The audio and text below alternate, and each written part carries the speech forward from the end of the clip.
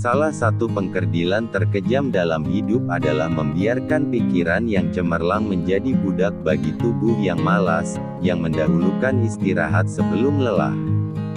Sebesar-besar atau seberat-berat urusan, jangan dihadapi dengan muka berkerut, kerut muka itu dengan sendirinya menambahkan lagi kerut pekerjaan itu. Tegakkan cita-cita lebih dahulu sebelum berusaha. Seseorang yang menolak memperbarui cara-cara kerjanya yang tidak lagi menghasilkan, berlaku seperti orang yang terus memeras jerami untuk mendapatkan santan. Kecantikan yang abadi terletak pada keelokan adab dan ketinggian ilmu seseorang, bukan terletak pada wajah dan pakaiannya.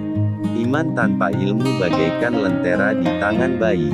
Namun ilmu tanpa iman, bagaikan lentera di tangan pencuri. Membaca buku-buku yang baik berarti memberi makanan rohani yang baik. Jangan pernah merobohkan pagar tanpa mengetahui mengapa didirikan.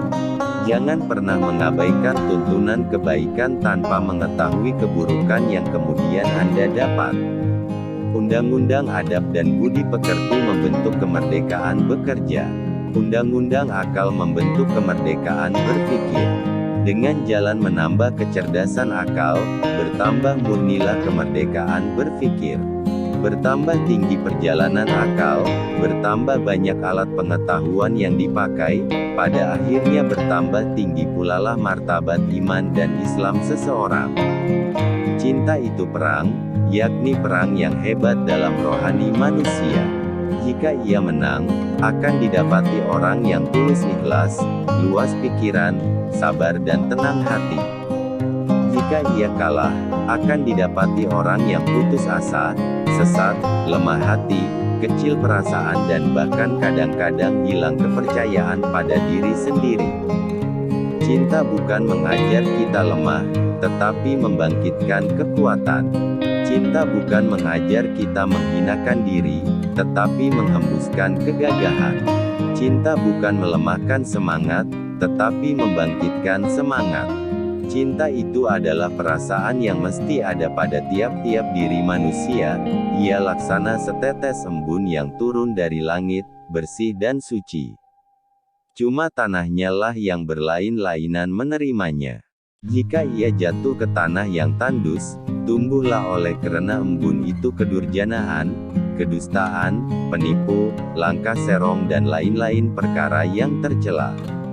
Tetapi jika ia jatuh kepada tanah yang subur, di sana akan tumbuh kesucian hati, keikhlasan, setia budi pekerti yang tinggi dan lain-lain perangai yang terpuji. Bahwasanya cinta yang bersih dan suci, murni itu, tidaklah tumbuh dengan sendirinya. Satu hati lebih mahal daripada senyuman. Satu jiwa lebih berharga daripada sebentuk cincin. Jelas sekali bahwasanya rumah tangga yang aman damai ialah gabungan di antara tegapnya laki-laki dan halusnya perempuan.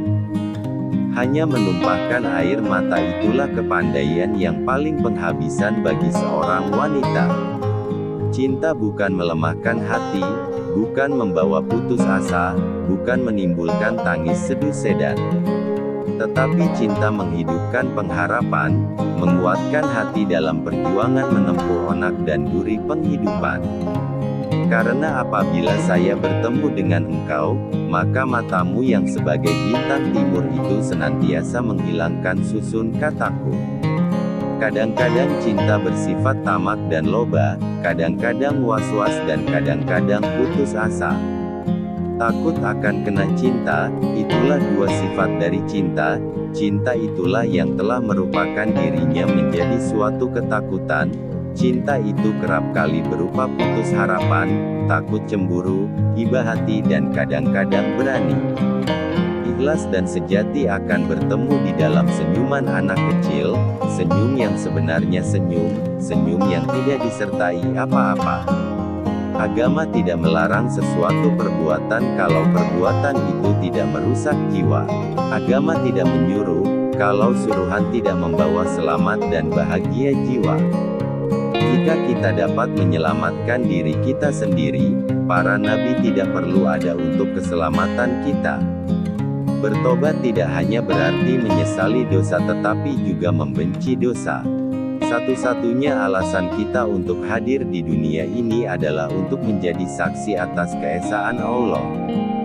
Tali yang paling kuat untuk tempat bergantung adalah tali pertolongan Allah. Supaya engkau mendapat sahabat, hendaklah diri engkau sendiri sanggup menyempurnakan menjadi sahabat orang. Waktu bagi orang Islam adalah sesuatu yang harus dipertanggungjawabkan. Tuhan menilai apa yang kita beri dengan melihat apa yang kita simpan. Kalau hidup sekadar hidup, babi di hutan juga hidup. Kalau bekerja sekadar bekerja, kera juga bekerja. Kehidupan itu laksana lautan.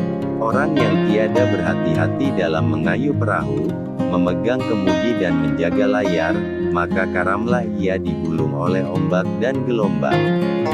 Hilang di tengah samudera yang luas. Tiada akan tercapai olehnya tanah tepi. Adil ialah menimbang yang sama berat, menyalahkan yang salah dan membenarkan yang benar, mengembalikan hak yang empunya dan jangan berlaku zalim di atasnya. Berani menegakkan keadilan, walaupun mengenai diri sendiri, adalah puncak segala keberanian.